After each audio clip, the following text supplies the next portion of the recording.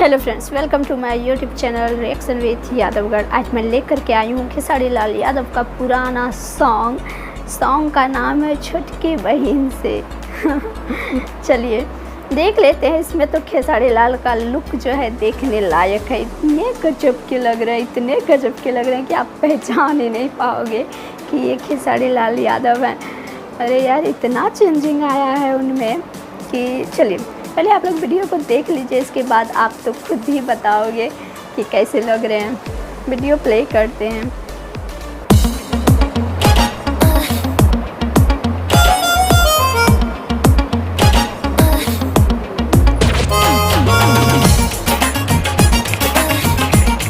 गजब के लग रहे हैं यार। मुझे तो हेयर स्टाइल देख रहे हो, भाभी है शायद। लग रहे हैं यार। हमारे तनिको दो काम ताहर जो पट रहब नाम एक बार भेंट करा दो न। तू अपना छोटकी बहिन से हमार सेट करा दो न। तू अपना छोटकी बहिन से हमार सेट करा दो न। दिन भर खेला ताज हमरा बहिन के करवाना उता रंजर चढ़ले। तू हो आठवां फेल उता कॉलेज पढ़ले। तू हो आठवां फेल उता कॉलेज पढ़ले। हमको लेके चल रहा है अपनी बहन।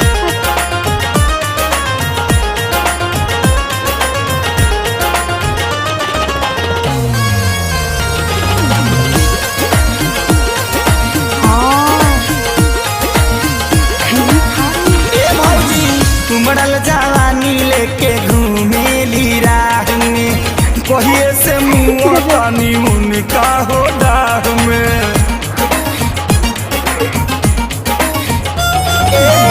उमड़ल जवानी लेके घूमेली राह में, कहिए से मुँह पानी उनका हो डाह में।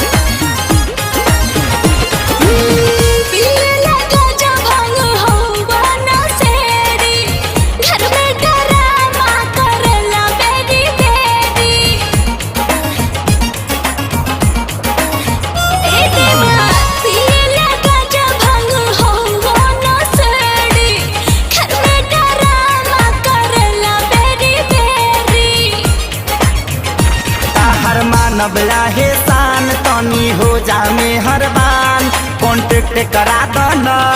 तू अपना छोटकी बहिन से हमार सेट करा दो न। तू अपना छोटकी बहिन से हमार सेट करा दो न। ए भौजी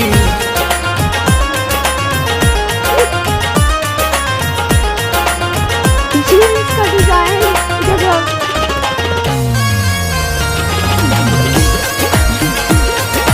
मुझे पता है आप लोगों को सॉन्ग देखने में बहुत मजा आ रहा होगा।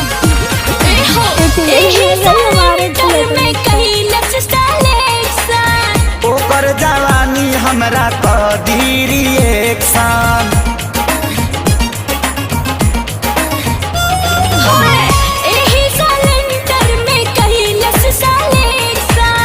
ओकर जवानी हमरा कदीरी एक सान। कृष्णा बारा तोरे शान सस्ता लेके उ सामान खूबे फैशन करेले। तू हो आठवां फेल उता कॉलेज पढ़ले। तू हो आठवां फेल उता कॉलेज पढ़ले। तू दिन भर खेला ताज हमरा बहिन के करवाना उता रंजर चढ़ले। तू हो आठवां फेल उता कॉलेज पढ़ले। तू अपना छोटकी बहिन से हमार सेट करा दाना।